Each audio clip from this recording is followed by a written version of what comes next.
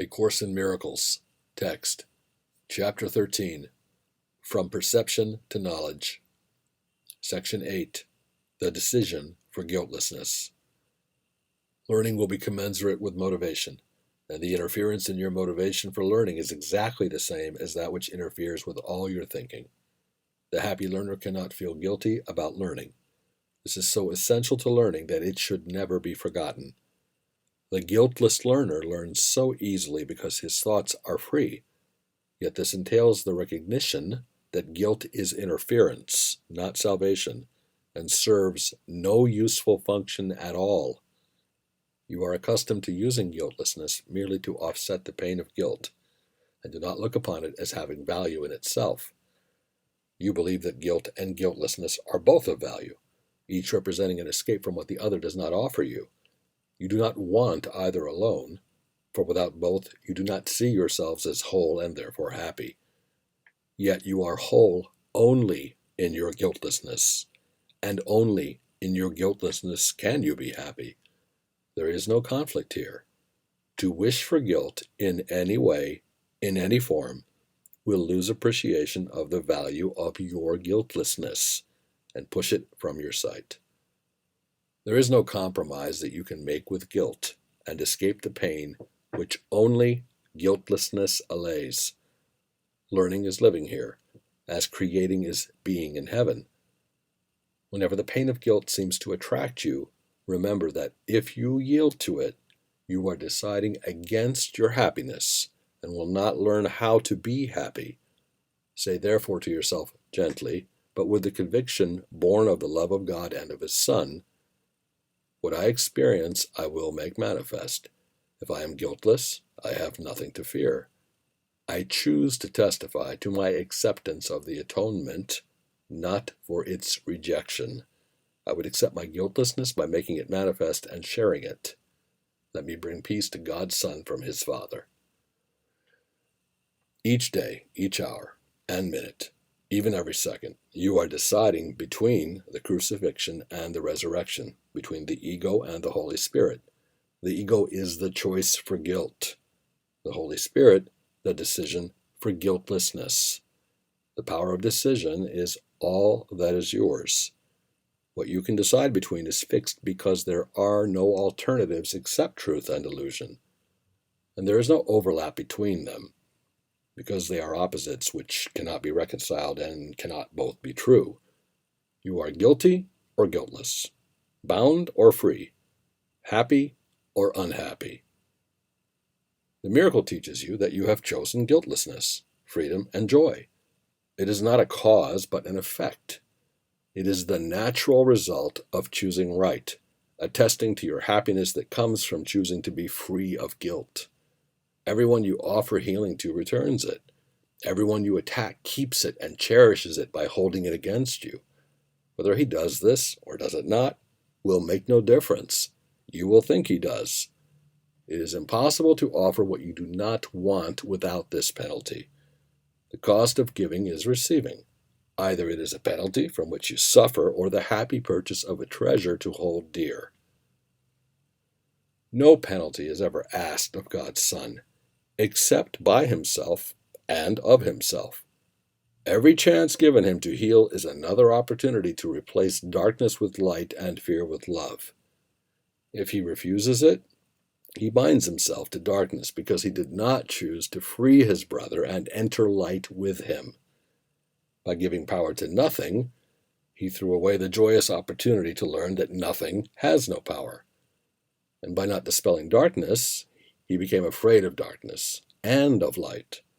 The joy of learning that darkness has no power over the Son of God is the happy lesson the Holy Spirit teaches and would have you teach with Him. It is His joy to teach it, as it will be yours. The way to teach this simple lesson is merely this: guiltlessness is invulnerability. Therefore, make your invulnerability manifest to everyone, and teach him that whatever he may try to do to you, your perfect freedom from the belief that you can be harmed shows him he is guiltless. He can do nothing that can hurt you, and by refusing to allow him to think he can, you teach him that the atonement which you have accepted for yourself, is also his. There is nothing to forgive. No one can hurt the Son of God. His guilt is wholly without cause, and being without cause cannot exist. God is the only cause, and guilt is not of him. Teach no one he has hurt you, for if you do, you teach yourself that what is not of God has power over you. The causeless cannot be. Do not attest to it, and do not foster belief in it in any mind. Remember always that mind is one and cause is one. You will learn communication with this oneness only when you learn to deny the causeless and accept the cause of God as yours. The power that God has given to his Son is his, and nothing else can his Son see or choose to look upon without imposing on himself the penalty of guilt, in place of all the happy teaching the Holy Spirit would gladly offer him. Whenever you decide to make decisions for yourself, you are thinking destructively, and the decision will be wrong. It will hurt you because of the concept of decision which led to it. It is not true that you can make decisions by yourself or for yourself alone.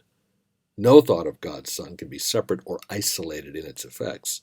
Every decision is made for the whole sonship, directed in and out and influencing a constellation larger than anything you ever dreamed of.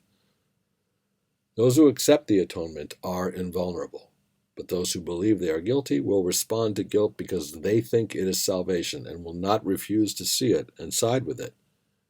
They believe that increasing guilt is self-protection, and they will fail to understand the simple fact that what they do not want must hurt them.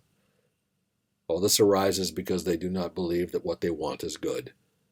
Yet will was given them because it is holy and will bring to them all that they need, coming as naturally as peace that knows no limits.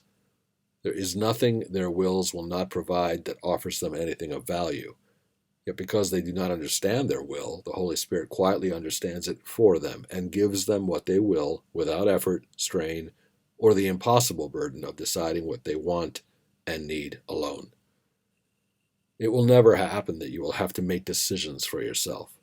You are not bereft of help, and help that knows the answer. Would you be content with little, which is all that you alone can offer yourself, when he who gives you everything will simply offer it to you? He will never ask what you have done to make you worthy of the gift of God. Ask it not, therefore, of yourselves. Instead, accept his answer, for he knows that you are worthy of everything God wills for you. Do not try to escape the gift of God which he so freely and so gladly offers you. He offers you but what God gave him for you. You need not decide whether or not you are deserving of it. God knows you are. Would you deny the truth of God's decision and place your pitiful appraisal of yourself in place of his calm and unswerving value of his Son? Nothing can shake God's conviction of the perfect purity of everything that he created, for it is wholly pure. Do not decide against it, for being of him, it must be true. Peace abides in every mind that quietly accepts the plan which God has set for his atonement, relinquishing his own. You know not of salvation, for you do not understand it. Make no decisions about what it is or where it lies, but ask of the Holy Spirit everything and leave all decisions to his gentle counsel. The one who knows the plan of God, which God would have you follow, can teach you what it is. Only his wisdom is capable of guiding you to follow it. Every decision you undertake alone but signifies that you would define what salvation is and what you would be saved from. The Holy Spirit knows that all salvation is escape from guilt. You have no other enemy. And against this strange distortion of the purity of the Son of God, the Holy Spirit is your only friend. He is the strong protector of your innocence, which sets you free.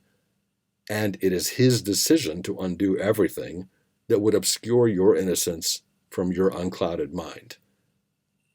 Let him, therefore, be the only guide that you would follow to salvation.